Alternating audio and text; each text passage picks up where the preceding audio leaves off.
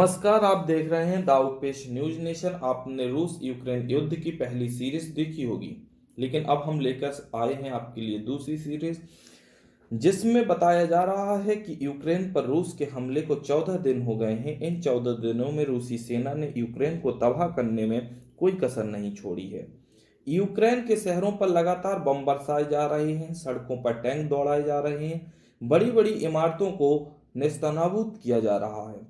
सेना ही नहीं, सैकड़ों हजारों आम यूक्रेनी नागरिक भी इस हमले का शिकार हो चुके हैं। लेकिन तमाम कोशिशों के बाद भी रूस की सेना पूरे तरीके से यूक्रेन पर कब्जा नहीं कर पाई है। पुतिन जिस जंग को आसान समझ रहे थे और महज कुछ दिनों में ही यूक्रेन को घुटनों पर ले आने का ख्वाब देख रहे थे, वो बस ख्वाब बनकर ही रह गया है। सूत्रों की माने तो रूस इस हमले की तैयारी नवंबर 2021 से कर रहा था। रूस के सेनाध्यक्ष ने पुतिन को विश्वास दिलाया था कि ज्यादा से ज्यादा 3 दिनों में वो यूक्रेन की राजधानी कीव पर कब्जा कर लेंगे और यूक्रेन को हथियार डालने पर मजबूर कर देंगे। रूस की सामरिक स्थिति को देख के भी इस बात का अंदाजा लगाया जा रहा था कि युद्ध ज्यादा लंबा नहीं खिंचेगा, लेकिन इन सब दावों को झुटलाते हुए जिस प्रकार से यूक्रेन ने रूस के हमले का सामना किया है, उसकी चर्चा पूरी दुनिया में हो रही है। यूक्रेन के समर्थक कहे जाने वाले तमाम देश, वो चाहे अमेरिका हो या अन्य नाटो सदस्य, सब ने यूक्रेन को इस भयावह स्थिति में अकेला छोड़ दिया है।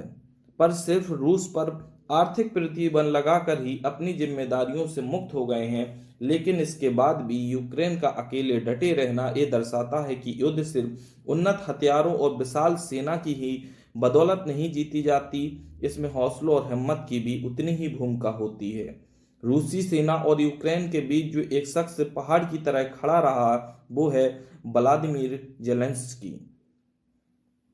जी हाँ, वही यूक्रेनी राष्ट्रपति जो आज दुनिया भर में चर्चा का विषय बना हुआ है। यूक्रेन ही नहीं, पूरे विश्व के लिए आज उनकी छवि किसी हीरो से कम नहीं है। वो हीरो जो इतनी मुश्किल परिस्थितियों में भी हार मानने को तैयार नहीं है, जिसे अपनी जान से ज्यादा फिक्र है अपने देश और देश की जनता की। जब यूक्रेन पर हमला हुआ तो अमेरिका ने सबसे पहले जेलेंस्की को यूक्रेन से बाहर निकलने का ऑफर दिया था, क्योंकि अमेरिका भी जानता है कि रूस फिर से यूक्रेन में ऐसी सरकार चाहता है जो रूस के इशारों पर काम करे, और इसमें सबसे बड़ी बाधा जेलेंस्की की ही है। लेकिन जेलेंस्की ने सार्वजनिक तौर पर बयान देते हुए कहा कि अभी हमें गाड़ी की नहीं, गोले बारूद और हथियारों की जरूरत है, ताकि हम रूसी हमले का सामना कर सकें। इतना ही नहीं, उन्होंने यूक्रेन के आम लोगों से भी हथियार उठाने की अपील की और खुद भी लगातार अपनी सेना के बीच रह के उसका हौसला बढ़ाते रहे।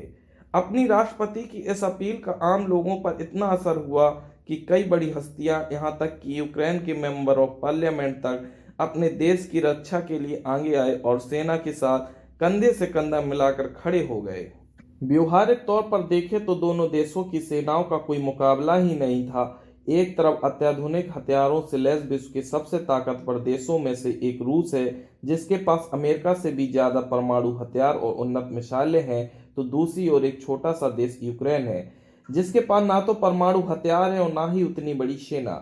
लेकिन इसके बावजूद यूक्रेन की सेना का साहस और राष्ट्रपति जेलेंस्की के कुशल नेतृत्व ने रूस को नाको चने चबाने को मजबूर कर दिया है। हालांकि एक समय था कि यूक्रेन के पास भी परमाणु हथियारों की कोई कमी नहीं थी और यूएसएसआर में रूस के बाद सबसे ताकतवर देश यूक्रेन ही था। और आज भी यूक्रेन के पास कई परमाणु पावर प्लांट हैं, लेकिन रूस के साथ एक समझौते में यूक्रेन ने अपने सारे परमाणु हथियार रूस को दे दिया था। रूस यूक्रेन सीरीज की अगली वीडियो में हम उस समझौते की भी बात करेंगे और जेलेंस्की के राष्ट्रपति बनने की पूरी कहानी भी आपको बताएंगे। लेकिन आज के लिए बस इतना ही। आप हमसे जुड़े रहें, चैनल को सब्सक्राइब करें और वीडियो को लाइक करें और शेयर करें। धन्यवाद।